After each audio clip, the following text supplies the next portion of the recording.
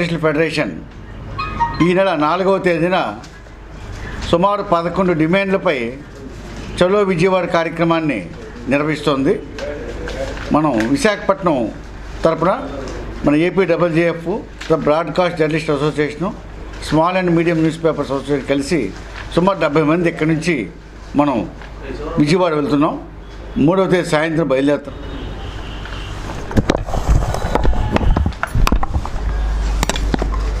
ఇంకా వాళ్ళు మాట్లాడతారా? జగన్మోహన్ గారు ఎవరు మాట్లాడతారా? మదన నిలబడి అటు ఇటు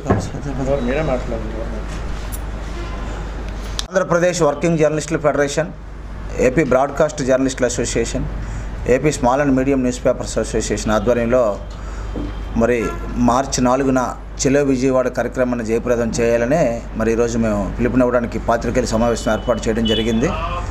ప్రధానంగా రాష్ట్రంలో ప్రభుత్వాలు మారుతున్నప్పటికీ కూడా జర్నలిస్టులకు సంబంధించిన అపరిష్కృత సమస్యలు పరిష్కారానికి నోచుకోవడం లేదు. అందుకే ప్రభుత్వం దృష్టికి మనం వినతులు తీసుకెళ్ళి చిన్న చిన్న సమస్యలను వాళ్ళకి ఎక్స్ప్లెయిన్ చేస్తే వాళ్ళ పరిష్కారానికి అవకాశం ఉంటుంది. మంత్రిత్వ శాఖ దాంట్లోనే పరిష్కారం అయిపోతుంది. కాబట్టి ఈ విషయాలు తెలియజేయడానికే మనం అందరం కూడా అక్కడ గ్యాదర్ అయితే వాళ్ళకు కూడా మన డిమాండ్లు తెలియజేసి జిల్లాల వారీగా వాళ్ళని కలుసుకునే వెసులుబాటు కూడా కలుగుతుంది. కాబట్టి ఈ కార్యక్రమాన్ని తప్పకుండా రాష్ట్ర వ్యాప్తంగా ఉన్న జర్నలిస్టులంతా జయప్రదం చేయాలని మరి మేము ప్రత్యేకంగా కోరుతున్నాం. ఇందుకోసము ఇప్పటికే చాలామంది పేర్లు రిజిస్ట్రేషన్ చేసుకున్నారు. ఎవరైతే విజయవాడ రావాలని అందులో పాల్గొనాలని ఉందో వాళ్ళ పేర్లు ప్రత్యేకంగా కమిటీ రూపకల్పన చేస్తాం. వారికి పేర్లు ఇవ్వండి.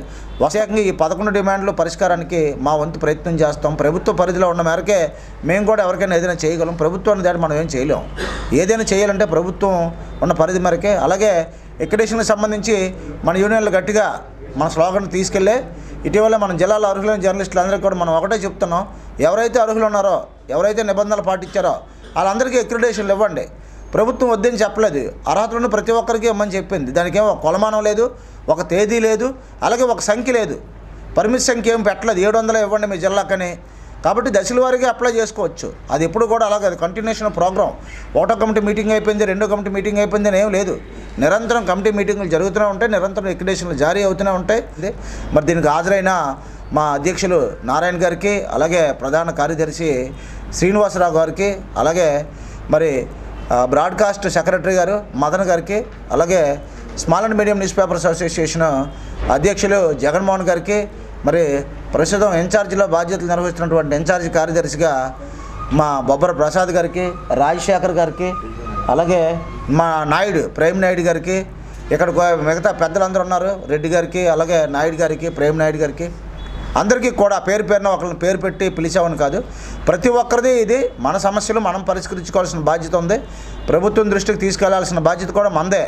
కాబట్టి చలో విజయవాడ కార్యక్రమాన్ని జయప్రదం చేయాలని కోరుతూ ప్రతి